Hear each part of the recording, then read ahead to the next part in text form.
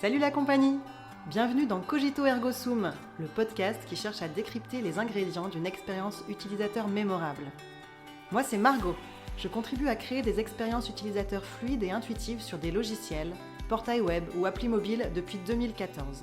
À travers ce podcast, j'ai envie de m'inspirer des expériences des autres. Je suis convaincue qu'il y a plein de points communs dans la création d'expériences utilisateurs, quel que soit le domaine. La prof qui prépare son TP pour ses élèves, le restaurateur qui travaille son concept de restaurant, ou les parents enjoués qui préparent le goûter d'anniversaire de leur enfant. C'est ce qu'on va explorer dans ce podcast. Quelle est la secret sauce des porteurs de projets qui ont réussi à créer une expérience utilisateur mémorable? Cet épisode est la suite d'un échange initié dans un épisode précédent que je vous recommande d'écouter avant de débuter celui-ci. Embarquez avec nous dans la suite de cette discussion pour en apprendre plus sur ce sujet passionnant. Tu nous as parlé un petit peu de Visioneers.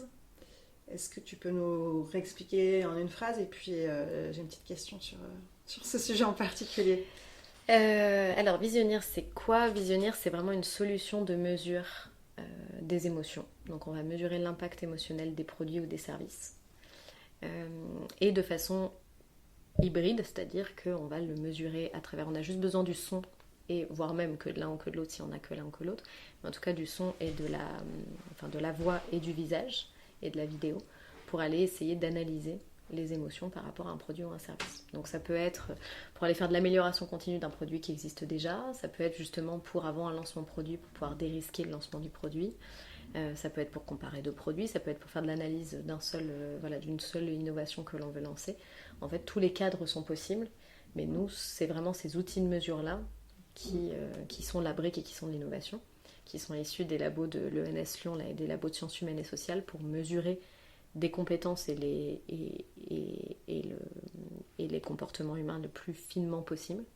Donc aujourd'hui, avec la capacité de mesurer 32 émotions, 170 compétences comportementales par exemple. Et après, nous, on propose des avatars conversationnels pour essayer justement de débiaiser un maximum les évaluations produits et faire en sorte d'aligner le plus possible le panel sur l'expérience qu'il est en train de vivre et faire en sorte qu'ils découvrent tous le produit dans le même ordre et qu'ils vivent tous l'expérience de la même façon. Et donc ça, on propose, alors c'est un prétexte pour recueillir des insights et faire parler les clients, ces avatars conversationnels, mais ça a plusieurs avantages. Les avatars, ils parlent 17 langues, donc on peut faire des études internationales en un seul mois, ce qui avant nous prenait des mois, voire même plusieurs années, parce que là, quand je parle des études internationales qu'on a faites, finalement, on a mis 6 mois à faire en France, 6 mois à faire aux US, le temps même de trouver les autres budgets, etc. Finalement, c'était plutôt une année en France, une année en Chine, une année aux US. Donc, on va dire, on a mis à peu près 18 mois pour faire 3 endroits dans le monde. Là, aujourd'hui, en un mois, on peut envoyer le produit ou le service ou la simulation digitale à 1000 personnes dans le monde entier, avec un panel qui soit qualifié, qui soit au plus proche aussi des futurs consommateurs, parce qu'aujourd'hui, le problème quand on fait venir des gens pour faire des tests conso, c'est qu'on fait venir les gens qui vivent dans la ville, donc c'est pas forcément représentatif. Voilà, oui, on a fait une étude aux US, mais finalement on l'a fait à New York, voire même à Clark, à côté des... Voilà, donc on l'a pas fait... forcément, ça généralise pas forcément. Voilà, ça généralise pas forcément à tous les Américains demain est-ce qu'ils vont apprécier le produit. On est sur un panel ceux qui étaient proches du lieu où on faisait l'étude, qui acceptaient de venir, qui avaient du temps, qui étaient dans la cible, bref. Donc là, ça permet aussi de toucher plus de monde en même temps. Et donc ça permet de généraliser. Et après, dans l'étude en elle-même, ça permet plus de rigueur. En tout cas, les questions sont posées toutes de la même façon par l'avatar. Qui a la capacité d'échanger, de discuter avec le consommateur et de recueillir en temps réel. Voilà. Et on est vraiment au moment où il découvre. Donc ça peut être dans sa salle de bain, ça peut être, si c'est une crème de nuit, tous les matins qui partage son ressenti après la nuit. Bref, on est au plus près du consommateur chez lui, puisque l'avantage, c'est que vu que c'est fait sur smartphone ou sur ordinateur, je le fais de chez moi quand j'ai le temps, quand c'est le bon moment. Et je ne suis pas à venir dans un labo qui est différent du contexte dans lequel je vais l'utiliser demain. Donc on essaye un peu plus de se rapprocher d'un milieu écologique pour les consos. Ok. Et du coup, il y a quand même cette grosse différence que c'est un avatar, donc une réalité virtuelle qui te parle pendant que tu es en train de mettre ton rouge à lèvres ou ta crème. Alors qu'habituellement c'est une vraie personne.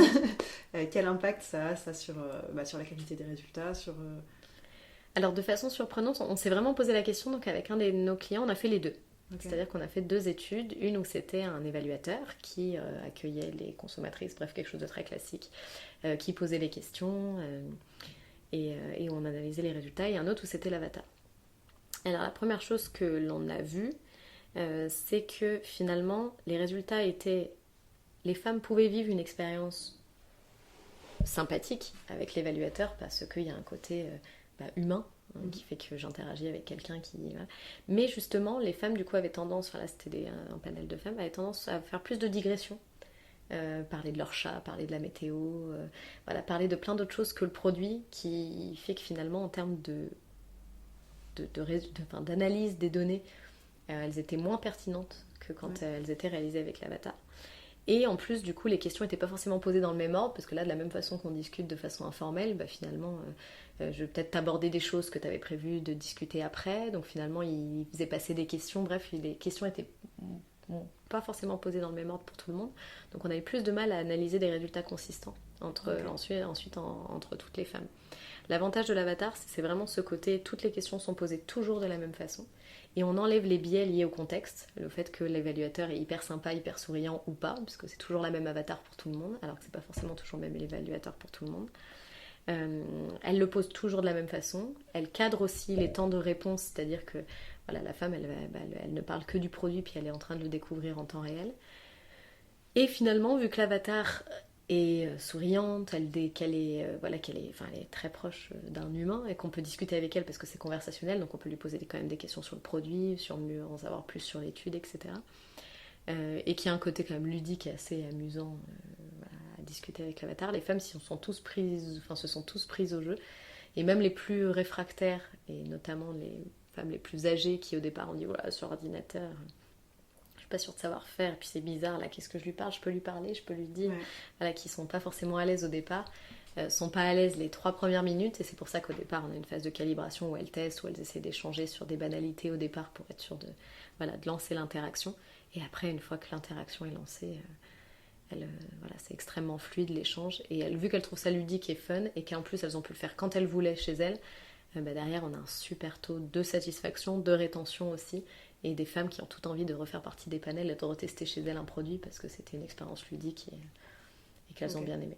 Donc en termes de qualité des données, on savait que c'était apprécié et que c'était ludique, mais en termes de qualité des données, on n'avait pas forcément de données mesurées pour se rendre compte à quel point ça pouvait être pertinent de faire l'un ou l'autre.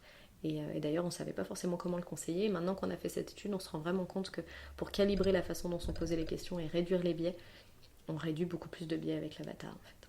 Du coup, vous le mesurez parce que les données sont moins hétérogènes, c'est Exactement. ça ? Il y a beaucoup moins de variabilité dans les données. Toutes les personnes sont alignées, on leur pose la question au même moment, elles vivent les choses au même moment, elles partagent du coup des choses qui sont beaucoup plus cohérentes, elles partent moins dans tous les sens, et du coup on a beaucoup moins de variabilité dans les données, et donc on arrive à extraire beaucoup plus quand on essaye d'extraire des signatures du produit, qui est un petit peu le Graal pour tout le monde, de savoir vraiment quelle est la signature émotionnelle, fonctionnelle, sensorielle de mon produit. On arrive beaucoup plus à les extraire quand l'étude a été menée par l'avatar. Ok. Et surtout après, quand en plus on fait sur des petits panels, parce qu'on veut faire une étude quali, avant justement de pouvoir faire une étude quantitative, il faut essayer de se prémunir d'un maximum de biais, parce que déjà le panel n'est pas forcément, on n'a pas 300 personnes, donc il faut faire en sorte que les données soient de la meilleure qualité possible. Ok. Très bien. Bon, à tester, hein. Tu m'envoies quand tu veux. Je change un peu de sujet. Ouais. Tu fais aussi de la formation pour sensibiliser à la démarche d'innovation centrée sur l'humain. Est-ce que tu peux nous en dire quelques mots ? Alors initialement, c'était le cœur de notre activité. Au départ, parce que quand j'ai créé New Brain, c'était vraiment dans cette idée de mieux comprendre l'humain, et en tout cas on est passé d'une ère de dizaines d'années où toutes les innovations étaient très techniques, technologiques, il fallait poser un brevet, il fallait créer une innovation technologique pour faire de l'innovation. Et puis finalement avec beaucoup d'échecs ensuite de mise sur le marché, parce qu'on ne s'était pas posé la question de comment l'humain allait interagir avec ce produit avant de l'avoir fabriqué et de l'avoir mis sur le marché. Donc nous on s'est dit que c'était important de revenir dès les prémices, c'est-à-dire qu'on s'adressait même à des gens de la R&D, de la R&I, qui ne sont pas, alors ceux du marketing, ils ont l'habitude de discuter avec des consommateurs, ceux de la R&I, un formulateur qui va formuler un produit, il n'a pas l'habitude de travailler avec le consommateur. Et pourtant, en fonction de comment il va formuler, si la couleur ensuite elle bouge, si le produit qu'il crée en fait est perçu différemment par les consommateurs ensuite, c'est lui qui crée le produit. Donc ça nous paraissait important de replacer l'humain au centre des innovations et de s'intéresser à comment l'humain va percevoir. Donc là, on était au départ des choses plus sensorielles, en termes de couleur, en termes d'odeur, en termes de vraiment de cohérence multisensorielle. Comment je pouvais travailler mon produit pour que ça puisse répondre à comment l'humain va le percevoir derrière. Et en tout cas, se remettre dans une dimension où un produit ou un service, ou en tout cas un objet, je ne peux pas le penser comme un outil technique. Il va forcément à un moment donné rentrer en interaction avec un humain, et c'est ça qui m'intéresse, c'est de savoir qu'est-ce que ça va provoquer. Donc on a commencé à faire beaucoup de formations sur ces sujets-là, et en fait c'est les formations qui ont amené les études, parce que les études c'était une petite part de notre activité, on va dire qu'on avait 20% d'études, 80% de formation. Puis finalement ça a fait écho à beaucoup d'entreprises de réaliser que l'humain était au centre de leur activité. Ça a entraîné certains grands groupes avec lesquels on travaille à vraiment repenser l'innovation aussi chez eux. Okay. C'est-à-dire remettre l'humain au centre avec des démarches de sciences cognitives, acculturer tout le monde à comment fonctionne l'humain, parce que même si je suis formulateur, même si je suis physicien et que je vais aller mesurer de la lumière derrière, la lumière, oui, c'est des ondes, c'est de la physique, j'ai des réalités, en tout cas j'ai des certitudes, mais ensuite elles vont être perçues par un humain qui, lui, a déjà rien qu'un système visuel qui est particulier, et puis ensuite aussi une variété de lumières qui vont changer, de contextes qui font que je vais le voir différemment. Donc au moins donner cette culture-là de l'humain. Et puis finalement ça a entraîné énormément de questions, de se dire mais en fait il y a plein de choses qu'on ne maîtrise pas dans l'industrie qui ne sont pas maîtrisées, parce que justement on est capable de mesurer des phénomènes physiques, ou de mesurer combien j'ai de milligrammes, combien j'ai quelle est la réflectance de mon produit, etc. Mais par contre c'est très différent de comment il va être perçu ensuite. Donc essayer de commencer à corréler le produit avec sa perception, et ensuite sa perception avec sa cognition, c'est-à-dire en fonction du contexte, de l'histoire de la personne, de ce qu'elle a déjà vécu avec, ou de plein de milliers de raisons liées au contexte, elle va le percevoir différemment.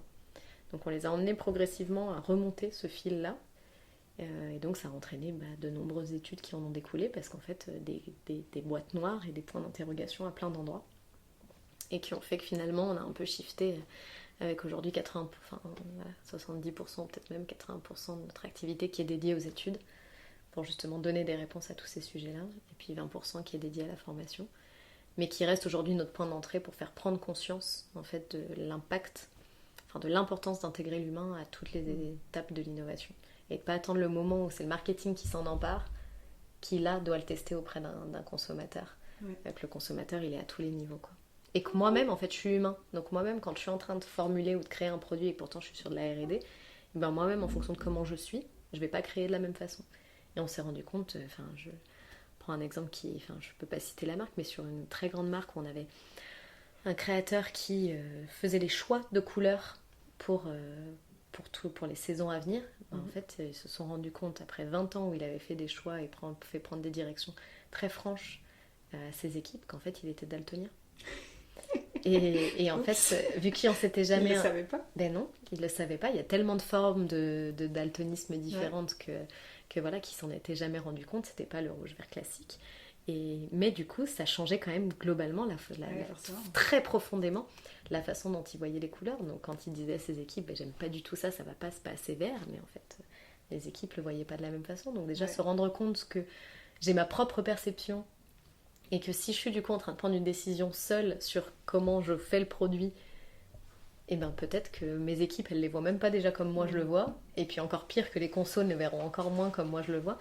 Mais du coup en tout cas avoir ce réflexe de pas de côté là, de se dire moi j'ai une certitude, moi je fais un choix, mais peut-être que je me trompe, et du coup que j'aille questionner autour de moi, c'est déjà c'est déjà pour cette personne daltonien, du coup il voyait tout le monde entier, je veux dire, de cette façon-là. Donc finalement, toutes ces références étaient en lien avec ce daltonisme. Du coup, peut-être que c'était hyper pertinent ce qu'il pouvait proposer. Complètement, ça n'enlève pas son expertise. Par contre, ça explique de grands problèmes de communication liés au fait que quand on dit à son équipe, purée, mais c'est pas assez vert, moi j'imaginais le vert des champs, le vert des prés, ça va pas, c'est pas la bonne couleur, ou mettez-moi plus. Ouais, oui, mais ce que je veux dire, c'est que le prêt, lui, il le voyait d'une certaine façon. Mais et ça donc là, explique c'était pourquoi pas la façon. ses équipes n'arrivaient jamais à trouver, à lui faire vivre ce que lui recherchait et ce qu'il avait l'impression de verbaliser. C'est qu'en fait, depuis le départ, il les voyait pas de la même couleur que les autres. Mais en tout cas, voilà, c'est anecdotique, mais c'est justement se rendre compte aujourd'hui, je reviens sur la couleur, si on parle de l'olfaction, on a des gens qui sont nés et donc qui sont formés à comment je vais détecter une note de tête, etc. Et puis trouver l'équilibre sur un parfum, etc. Et formuler du parfum. Alors on ne devient pas parfumeur en se réveillant un matin en disant tiens, moi je vais mélanger des trucs et je vais créer des parfums. Aujourd'hui, sur de la formulation couleur, donc pour créer de la couleur, et dans la cosmétique, autant dire que voilà, il y a le rouge à lèvres, toutes les palettes de couleurs, de fard à paupières, bref, il y a de la couleur partout. Il n'y a pas de formation, il n'y a pas d'école pour devenir formulateur couleur. D'accord. Donc en fait, chacun va y aller de son expertise, de son expérience, va tenter des choses, mais ils ne sont non seulement pas formés à la formulation, enfin, ils sont formés à la formulation, mais ils ne sont pas formés à l'humain, donc ils ne sont pas formés à comment ensuite on va l'apercevoir. Okay. Et donc ils n'ont pas forcément de process. Même eux, du coup, ils sont les premiers à en souffrir. C'est qu'ils font pas forcément pareil que la voisine, et du coup ils n'aboutissent pas au même résultat, mais ils savent pas forcément pourquoi, parce qu'ils ont fait différemment, mais parce qu'ils ont perçu différemment, parce que c'est très difficile de faire une cohérence entre la donnée physique, ou en tout cas ou le pigment par exemple qu'on va mettre dans un produit, et finalement la façon dont on va le percevoir après, qui va varier en fonction de la lumière, en fonction du temps, en fonction des reflets, enfin de l'apparence globale du produit. Donc nous on essaie de les accompagner dans cette prise de conscience là, et essayer aussi d'avoir je ne sais pas ce mot de process, mais en tout cas de trouver des protocoles, des façons de faire pour essayer de s'aligner au sein des équipes. Ce qui n'est pas évident. Forcément. Ce côté aller tester, aller vérifier sur le terrain, de toute façon c'est dans tous les cas, aller demander à d'autres. De la conception en fait, finalement, on en revient au gros sujet on a discuté sur l'évaluation, mais j'avais, dans une autre interview, il y a quelqu'un qui m'a raconté une anecdote. C'était pas lui qui l'avait vécu, mais un de ses collaborateurs. Premier test utilisateur de sa vie, ils avaient imaginé c'était un objet dans le médical, et ils avaient imaginé quelque chose pour s'appliquer, il fallait s'appliquer, je crois que ça se mettait sous les bras, alors c'était pas un déodorant, mais c'était un peu le concept, tu vois, et ça ressemblait un petit peu à une coupe. Et premier utilisateur, tout se passe bien, deuxième, il la porte à ses lèvres pour voir le produit. Et le mec, il a changé de parcours, enfin, ça l'a vraiment perturbé, et il a complètement changé de vie suite à ça, enfin, une grosse prise de conscience, quoi. Et c'est vrai que quand on s'y attend pas, ça peut parfois on réalise des choses complètement inattendues sur les produits, et on peut avoir cette tendance en disant oh non, mais ça ressemble un peu à ce qu'on a fait l'année dernière, il n'y a pas besoin d'aller faire un test, ou c'est très bateau, pas besoin. Puis en fait, non, on a toujours des surprises, quoi. Et on a toujours des surprises, et nous, on l'entend ça au quotidien. Ça fait 30 ans que j'ai d'expérience, on fait justement tout le temps comme ça. Du coup, on acquiert des certitudes, et des fois, après, on a l'impression effectivement que les projets se ressemblent, de l'avoir déjà vu, de savoir déjà avant même de l'avoir testé. Et puis, en fait, on se retrouve effectivement surpris sur la chose sur laquelle on n'a pas porté notre attention, parce qu'on était focalisé sur ce qu'on sait, sur ce qu'on connaît. Donc même dans tous les cas, l'exposer auprès de novices, auprès de gens qui ne connaissent pas, auprès de gens qui, quand on est grand expert et qu'on sait mieux, dans les grandes entreprises qui savent mieux que les autres, finalement ils voient aussi des choses que les autres ne voient pas. Donc aller poser la question, ou en tout cas confronter auprès de gens qui, sur le principe, n'ont jamais vu, ne savent pas, et justement ils vont sans a priori, le sans a priori ne veut pas dire sans biais, donc, en tout cas avec d'autres biais. Donc c'est toujours intéressant. Super. Dernière question avant qu'on passe à la conclusion. Est-ce qu'il y a des éléments communs, selon toi, qui participent à l'expérience utilisateur, que ce soit dans ce que tu connais, le luxe, les cosmétiques, ou même de manière générale? Des éléments qu'on retrouve qui fonctionnent un peu partout Alors, malheureusement, j'ai pas de formule magique d'éléments qui fonctionneraient tout le temps. Ce qui, nous, on voit comme dénominateur commun, c'est aller, en tout cas tout le temps, questionner les modèles mentaux et les représentations justement qu'on peut avoir d'un produit ou d'un service. Là, je pense par exemple à un lancement là, de voiture sur lequel on travaille, savoir les représentations que ça active, l'histoire qu'on a avec ce produit, la signification que ça peut avoir pour nous, avant même d'entrer en interaction avec. En fait, nos a priori vont vraiment conditionner après la perception et l'utilisation qu'on va en faire. Donc s'intéresser à nos modèles mentaux et à tous les facteurs humains qui peuvent conditionner l'utilisation du produit. La deuxième chose, c'est la cohérence. Travailler sur la cohérence de l'histoire, la cohérence multisensorielle au sein du produit, mais même la cohérence entre le fait que je suis allée voir le produit avant sur internet et puis qu'ensuite je vais le découvrir en vrai et puis ensuite je vais peut-être le réutiliser un mois après ou pas et comment je vais le réutiliser. Donc vraiment la cohérence à toutes les étapes de vie ou de découverte du produit. Et puis la dernière chose en fait c'est l'impact émotionnel, c'est qu'en fait on a tendance à vouloir tout le temps rationaliser, et on va rationaliser sur j'ai choisi celui-là plutôt que celui-là parce que j'aime bien la couleur, mais en fait globalement on ne sait jamais vraiment les raisons profondes qui guident nos choix. Tout ce qu'on sait c'est que ça a activé quelque chose en nous qui nous a donné envie d'y aller et qui nous a motivé à vouloir l'acheter ou à vouloir l'acquérir ou à vouloir le tester, etc. Donc nous, quelque chose, pour le coup, un dénominateur assez commun, c'est l'impact émotionnel, c'est que c'est les produits qui provoquent le plus grand impact émotionnel qui ensuite auront les préférences des consommateurs, et du coup savoir qu'est-ce qui a provoqué de l'émotion, à quel endroit, à quel impact, à quel moment, et du coup avoir une grille de lecture plus fine de j'aime, j'aime pas. Ça globalement on sait le verbaliser, j'aime, j'aime pas, mais par contre savoir exactement ce que j'ai aimé sur un produit, à quelle étape j'ai pu avoir des irritants, des choses qui m'ont pas plu, ou au contraire à quelle étape j'ai été emballée, ça c'est beaucoup plus dur à verbaliser. Et donc voilà, comprendre l'impact émotionnel et comprendre que tous nos choix sont émotionnels. Moi, on me fait souvent intervenir, je fais pas mal de conférences, mais sur des conférences, est-ce qu'on est plutôt rationnel ou émotionnel ? En fait, toutes nos décisions sont sont émotionnelles, ensuite qu'on va rationaliser, qu'on va évaluer par rapport à tout ce que l'on connaît, tout ce qu'on a déjà vécu, etc. Mais n'empêche que la première chose en 230 millisecondes qui arrive à notre cerveau, c'est ce que je ressens par rapport à ce que je suis en train de vivre. Et donc l'émotion est au cœur, et comprendre ce qui provoque des émotions, c'est à mon avis une clé d'entrée intéressante si on a envie qu'ensuite un produit soit apprécié, réutilisé, etc. Super synthèse, merci. Ça me fait beaucoup penser à Albert Moukébert, ce que tu viens de dire. Je ne sais pas si tu connais ce chercheur. Alors je connais très bien, enfin je ne le connais pas personnellement, mais je connais très bien, j'ai adoré son livre, Votre cerveau. Ouais, j'adore. J'ai pas forcément sur la partie émotionnelle de...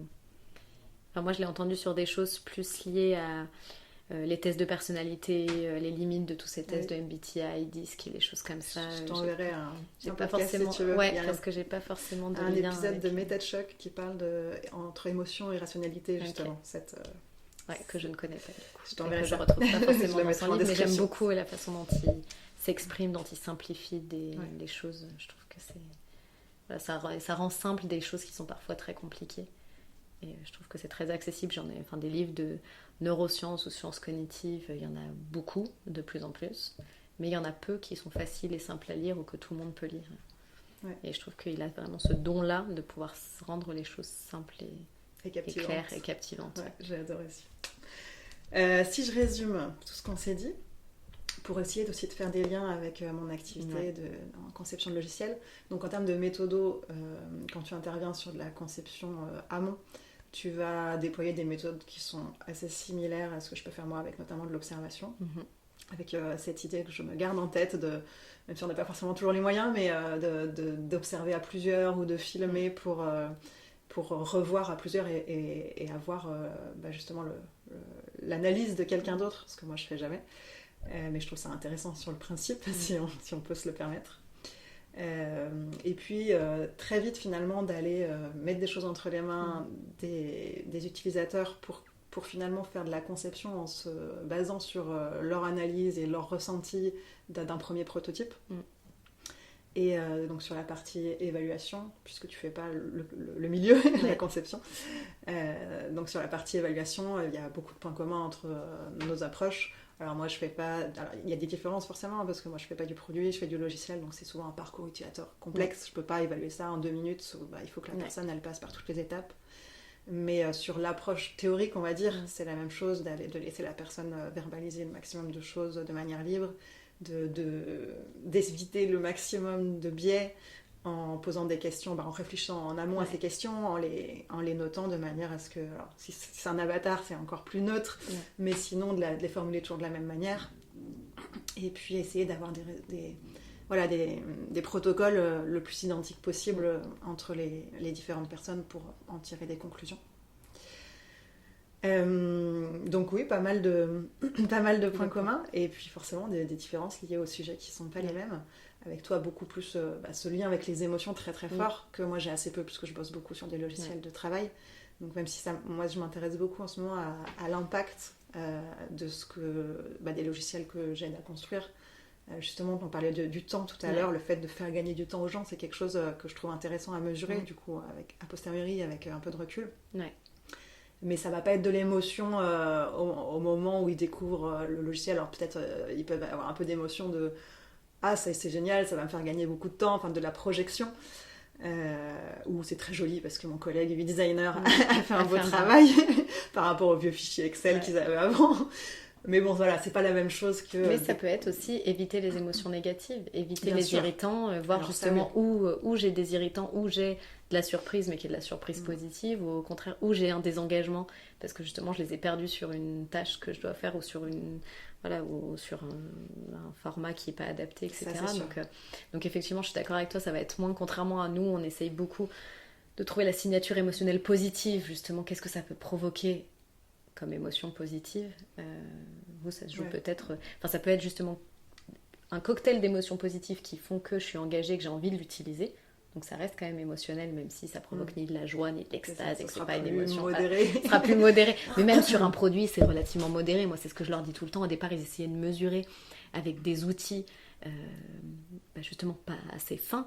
Ou même si je me borne aux expressions faciales, face à un film, je peux vivre de la surprise, du rire, de la peur, des émotions, les émotions primaires de base assez fort pour pouvoir les détecter. Mais quand je suis en train d'interagir avec un iPhone, avec une boîte de médicaments ou avec même une crème hydratante que je vais mettre le matin, je suis pas en train de vivre ni de la peur, ni de l'extase extrême, je suis pas en train de vivre des émotions primaires très fortes. Donc il va falloir que j'aille chercher justement des émotions combinées beaucoup plus fines, qui du coup ne se mesurent pas facilement, mais qui pourtant peuvent avoir de la valeur, quoi. En termes d'engagement, en termes d'attachement, en termes de... Et en tout cas, je te rejoins sur le fait que les émotions négatives, c'est ça qu'on recherche finalement quand on fait un test utilisateur. C'est voir à quel moment il y a une frustration ou le sentiment d'être un peu perdu, de ne pas savoir où aller. Ça, c'est vraiment ça qu'on cherche. Donc... globalement, ça se rejoint. Il y a des petites différences, mais ça se rejoint. Et si je devais essayer d'exprimer quelle est la spéciale sauce de Charlotte, puisque c'est quand même le sujet du podcast, essayer de décrypter les ingrédients pour concevoir une expérience utilisateur mémorable. Ce que j'ai noté de tous nos échanges, c'est en particulier le fait de t'intéresser à l'humain. Ça, c'est vraiment au cœur de ton entreprise. Et puis cette notion de parcours cohérent, multisensoriel et en termes temporels aussi, qui est vraiment quelque chose d'important et que je vais garder en mémoire, même si c'est sûr, pour nous aussi, on a cette notion de parcours cohérent. Si tu passes par exemple, si tu es multiplateforme, tu vois, tu passes de ton téléphone sur l'ordinateur, il faut qu'il y ait une cohérence au sein même du parcours, évidemment. C'est un critère hyper important en ergonomie d'avoir de l'homogénéité dans le design, dans la forme des boutons, dans des choses aussi bêtes que ça. Mais d'avoir...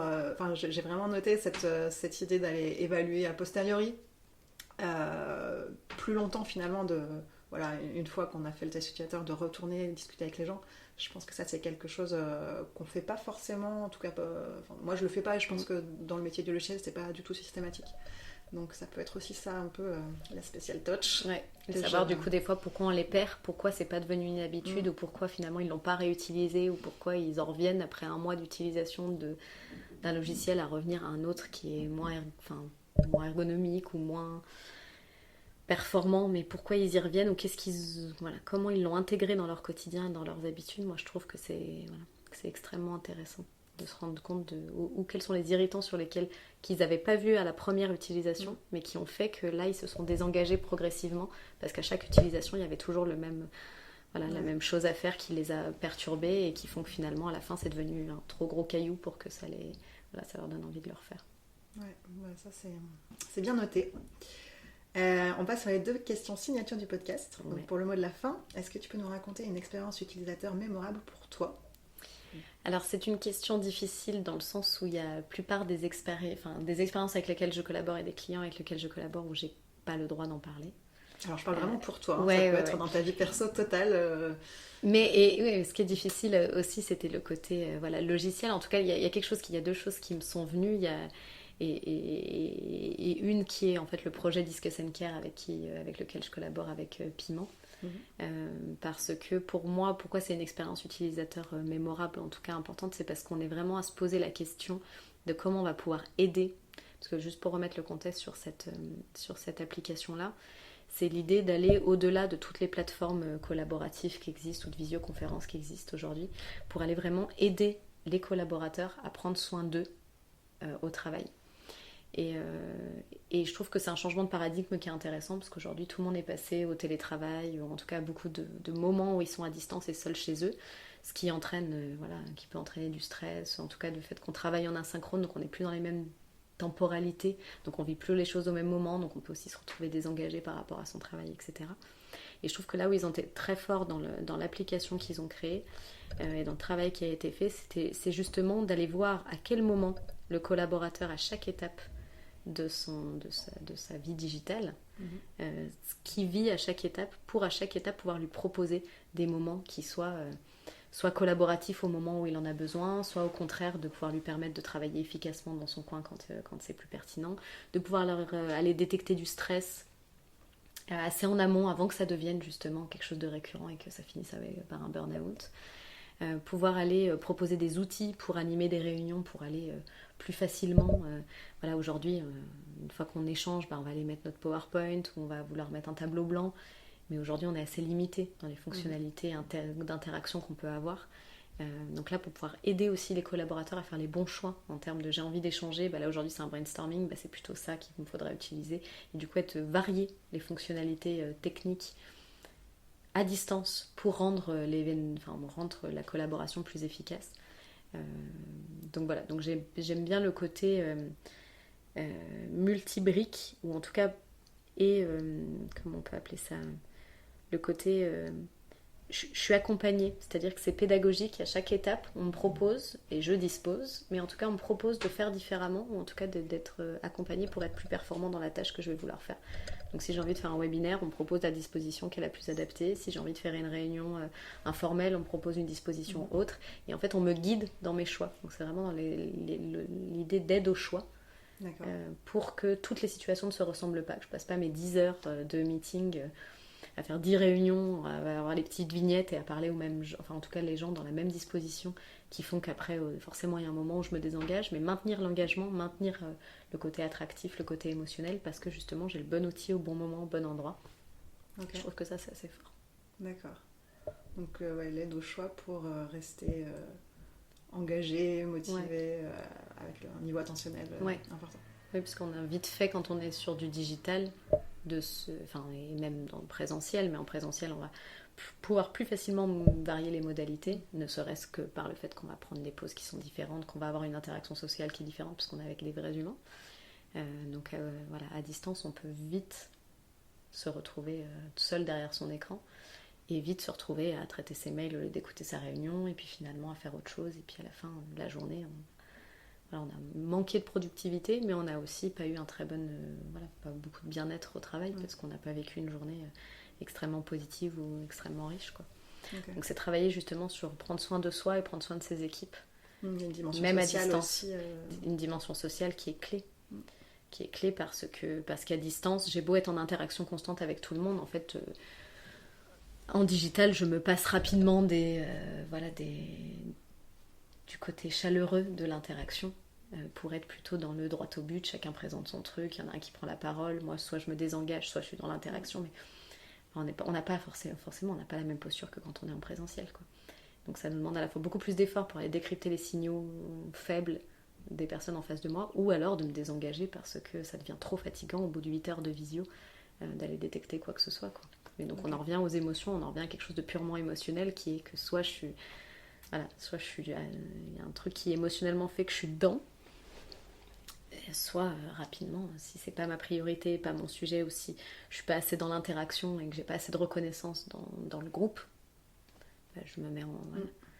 Puis en plus maintenant j'ai la possibilité, je coupe ma caméra, je coupe mon micro, et puis je suis là, je suis pas là. Je vais faire la cuisine, voilà. tout va bien. Je suis là, je suis pas là, et puis en fait j'ai absolument rien tiré de ces interactions. Alors pourtant j'étais en interaction sociale toute la journée, mais j'ai tiré aucun bénéfice de ces interactions sociales-là, quoi. Okay. Donc c'est replacer à nouveau l'humain au centre des enjeux. Et c'est ça que je trouve intéressant, de se poser la question de quoi j'ai besoin au quotidien pour être engagée, pour être motivée, pour être bien aussi. Et je trouve que quand on crée un logiciel, on ne pense pas forcément à cette dimension. Super intéressant, et je pense que l'épisode prochain t'intéressera du coup, puisque je rencontre après-demain. Okay. Donc, il y aura un petit décalage dans la diffusion, mais je rencontre après-demain une chercheuse sur le thème de la créativité et de l'innovation, et je sais qu'une part de son travail, c'est sur le côté... éthique et voilà, bien-être social, qu'est-ce qu'on fait de l'innovation finalement.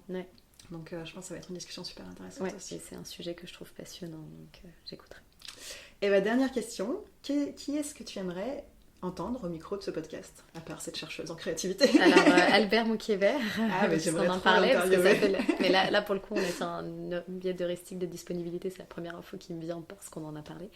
Mais sinon, il y a un sujet qui m'intéresserait, un sujet, pas personne, parce que je ne sais pas justement qui pourrait couvrir ce sujet-là. Mais ce serait de voir aujourd'hui comment l'IA peut transformer ou peut accompagner ou peut pousser, favoriser des expériences utilisateurs plus mémorables. On voit que l'IA est partout et prend une place extrêmement importante aujourd'hui, et j'ai pas l'impression, en tout cas je me demande, dans quelle dimension ça peut être quelque chose qui peut nous aider à développer des expériences qui soient plus mémorables, comme tu les appelles, ou en tout cas plus émotionnelles dans mon cas. Mais voilà, la place de l'IA dans ces expériences utilisateurs et dans comment créer une nouvelle expérience utilisateur. C'est un sujet qui m'intéresserait d'explorer. Et c'est noté. Merci beaucoup Charlotte. Merci à toi pour l'invitation. Super intéressant. Je retire plein de choses. Et puis, au plaisir de rediscuter peut-être de l'autre sujet dont on parlait en introduction dans le futur. C'est vrai. Merci beaucoup. Merci d'avoir écouté le podcast Cogito Ergo Sum. Vous pouvez le retrouver sur toutes les plateformes d'écoute. Pour ne pas louper les prochains épisodes, n'hésitez pas à me suivre sur X ou LinkedIn. Retrouvez-moi également avec du contenu exclusif sur TikTok. Si vous voulez réagir ou me suggérer des personnes à interviewer, vous pouvez le faire sur mon mail margot.cogito@gmail.com ou me contacter via les réseaux sociaux.